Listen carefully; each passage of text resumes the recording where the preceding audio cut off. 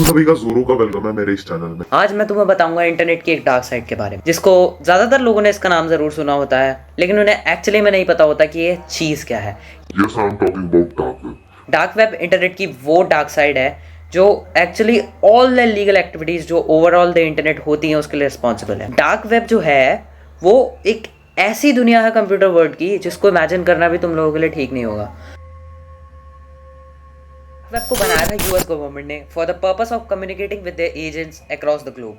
जैसे किसी कंट्री में मैंने कोई एजेंट भेजा, अब मुझे उससे कांटेक्ट करना है तो मैं डायरेक्टली उससे कॉल पे बात नहीं कर सकता, क्योंकि वहाँ की गवर्नमेंट भी है जो उस कॉल्स को एक्सेस कर सकती है। तो हमें एक सिक्योर प्लेटफॉर्म चाहिए था जिसके थ्रू जो यूएस गवर्नमेंट है वो अपने एजेंट से बात कर सके। तो उसके लिए उन्होंने बनाया था ये डार्क वेब।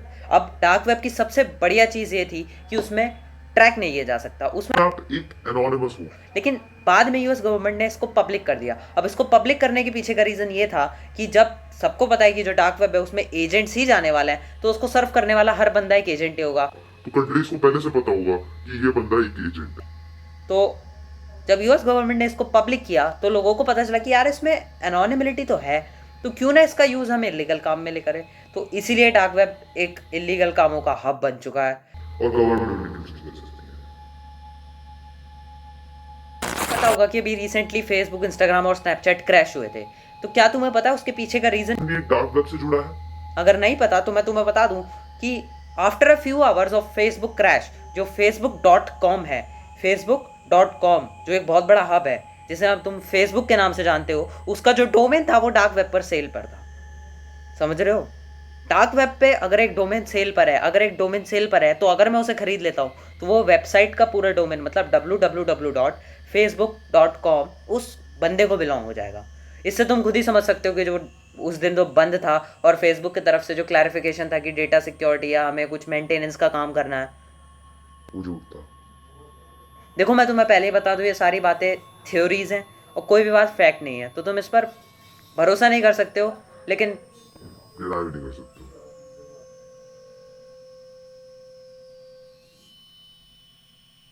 रिसेंटली सुना होगा कि डोमिनोज का सर्वर हैक हुआ था और डोमिनोज की सारी डिटेल्स एक वेब पेज के अवेलेबल थी, और जो वेब पेज था उसका मैं एक स्क्रीनशॉट एनक्लोज कर रहा हूँ, उसको तुम देख लेना। उसमें तुम्हें सिर्फ अपना नाम, ईमेल, फोन, मोबाइल नंबर या फिर कुछ भी डालना है और तुम्हारी सारी डिटेल्स सामने हो जाएंगी। यहाँ तक कि वो सेल पर भी डाल रखी थी उस बंदे ने, जो हैकर था उसने वो जो डिटेल्स थी उसको सेल पर डाला था।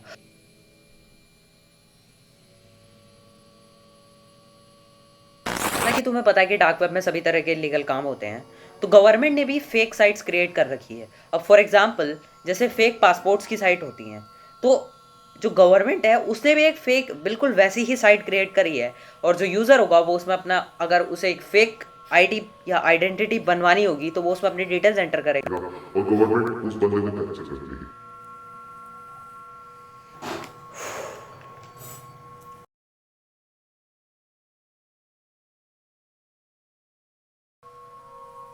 अब जो मेन थिंग है डार्क वेब को एक्सेस करने की कि तुम उसका पर्पस क्या है। If you are using it for something research, जैसे तुम्हें रिसर्च पेपर्स पढ़ने एंड ऑल, तो dark web is the hub of research papers.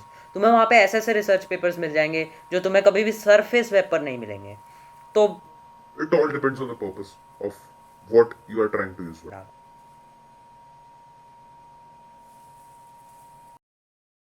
अगर तुम्हें जनरली एक डार्क वेब को एक्सेस करना है तो तुम टॉर ब्राउजर का यूज करोगे। तो अगर तुम टॉर खोल भी लेते हो तो तुम्हें नहीं पता कि तुम्हें जाना कहाँ है, क्योंकि डार्क वेब पर कोई भी लिंक डायरेक्टली उसके नाम से नहीं मिलने वाला तुम्हें। तो ऐसी बहुत सारी वेबसाइट्स है जैसे हिडन विकी, वो तुम्हें इन सब की यूआरएल प्रोवाइड करती है जिसपे तुम डायरेक्टली क्लिक करके उन साइट्स पर पहुंच सकते हो। लेकिन डार्क वेब है तो समझ रहे हो ना। तो अगर तुम मेरा पर्सनल ओपिनियन पहुंचोगे कि हमें डार्क वेब एक्सेस करना चाहिए नहीं करना चाहिए, तो यार मैं ये बोलूंगा कि तुम्हें एक्सेस करने की जरूरत नहीं है। हाँ वो बात अलग है कि तुम्हें नॉलेज होनी चाहिए, और नॉलेज तो मिलेगी ना इधर से, तो फिर मत करो यार एक्सेस। और अगर तुम्हें फिर भी इतनी ही कि भाई चलाना चाहिए तो अपने रिस्क पे चलाना भाई, मेरा कोई रूल नहीं है इसमें।